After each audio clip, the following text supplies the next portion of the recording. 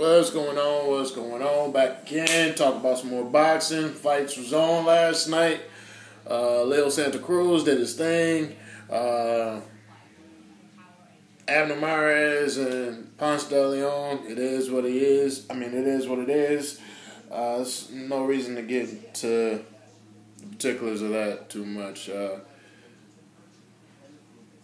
Robert Guerrero and Floyd Mayweather Jr. had a fight.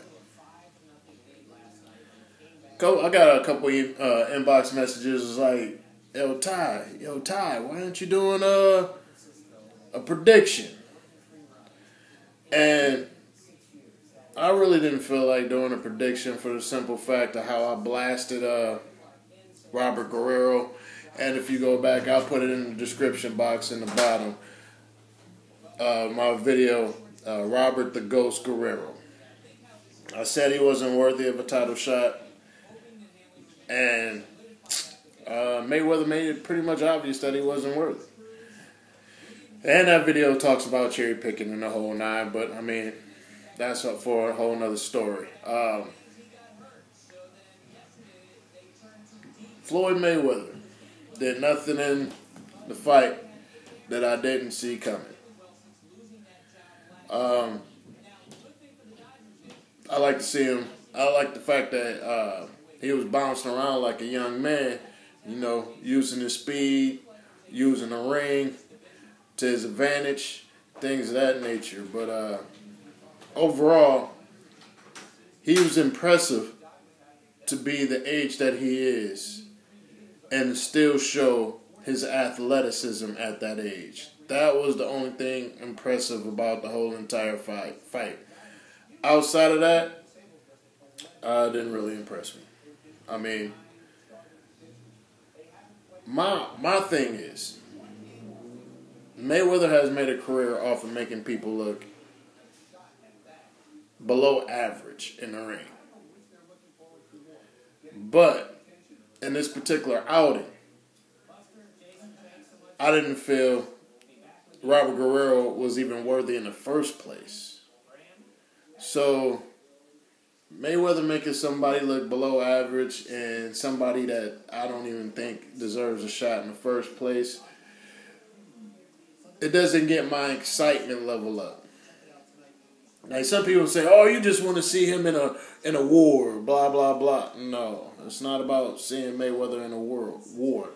It's about seeing him in the ring with somebody that I feel can give him a good fight. And to me, a good fight is not necessarily a war. I don't need a war. I don't need Alvarado versus what's his name? I forgot his name right now. I can't even think of it right now. But you know who I'm talking about. I don't need a war like that. I just need a good fight. I want to see a fighter make adjustments in the ring. I want to see some adversity in the ring. And it doesn't have to be Mayweather getting knocked out or something like that. Just like when he fought Shane Mosley and he got cracked in the second round. He had to fight through adversity to make adjustments to win that fight. That's what I want to see. I want to see a fighter have to go through adversity and make adjustments in the fight. Not necessarily damn near get knocked out, but get hit. Have to switch their game plan up. Mayweather never had to switch his game plan up because he was never in a fight. And just to prove a point that I saw it coming, one of my boys hit me up last night on the phone. See if it'll come in. No, it won't come in. Let me get a little closer. Alright, you see the date. It was at 8:20. My boy asked me, I might be reading backwards, but my boy asked me, he said, what's your prediction? I said, I'm thinking that it's probably going to go 118, 109. I said, I don't see Robert Guerrero winning more than 2 rounds. He shocked me. He ran. He went. Blah blah blah. He won 3 rounds, or more like Mayweather gave away 3 rounds. Yeah, I'm just not impressed. I mean, if I'd have paid for this fight, I'd have been very upset. This was more one of those nights that if I paid, it was like paying $5 to get into a bar or something. To pay $70 for this fight at home, nah. It was like I was sitting, like I worked last night, so I'm just gonna say I watched the fight and I didn't pay for it. But the whole time, the whole fight card was going on. And I work with a bunch of people that aren't boxing fans. They were just watching it because it was a pay-per-view event and they knew who Floyd Mayweather was. I was like, the whole time I was like, man, you think this is going to be a good fight? I'm going to tell you what a good fight is going to be. I'm going to tell you what a good fight is going to be. A good fight is going to be Lamont Peterson and Lucas Matisse. I kept saying that. I was like, man, there's some hard-hitting punchers at the 140 division.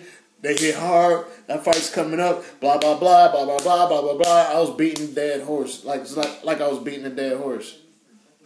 And they were like, but Mayweather's fighting. I was like, man.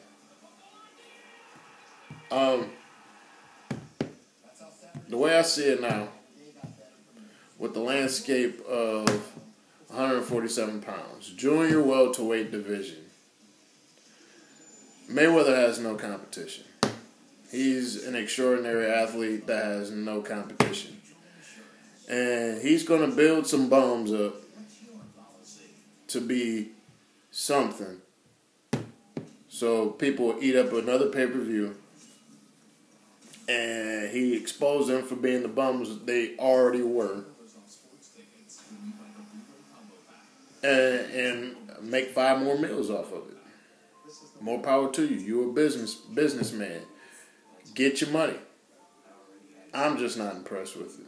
Unless I see somebody that is a legitimate contender. And I don't mean just because they want an interim belt, which means nothing. A legitimate contender. Like they bring some type of attribute in the ring that'll give Mayweather cause to pause. Or just give him adversity to the point where one game plan didn't work, so he has to go to plan B or possibly plan C. I'm not saying that he gets hit and all this bunch of times or his nose busted. Just give him adversity. Somebody who will put a good stiff jab in his nose. Make him rethink his plan. Make him actually have to get counseling in the corner. Like, how many times have you heard his uncle just in the corner? Boy, you whooping his ass. Yeah, keep doing that. You whooping his ass. How many times have you heard that? That's because the fighters never posed a threat. Just like Singer was last night. He was like, keep doing what you're doing. You're already doing it. Keep doing what you're doing. That means he had no adversity. He had the perfect game plan. His fight, the person he was fighting couldn't make the necessary adjustments to make Mayweather have to adjust more. I appreciate the sweet science. Don't get me wrong, but I appreciate stiff competition too, and Mayweather has none. Yeah, I'm about to end this video because I'm getting bored talking about it. Realistically, I'm getting bored talking about it. It's Cinco de Mayo. Hope everybody have a good time. I'm already starting off my good time. For some of y'all, black helmet, it's that deal. Yeah, I'm a fire geek. I can't help it, but I'll probably be making that Lucas Matisse and Lamont Peterson video in the next week or so. I'm excited. I'm excited about that fight. Because it's going to be a fight. It's going to be a war. It's going to be what it's going to be. Basically put. But I'm going to get up out of here because I'm rambling. And I'm bored at the same time. So it's time to start the Cinco rainy day Mayo off. I'm going to make it rain too. Down my throat. Until next one, I'm out of here. Doses.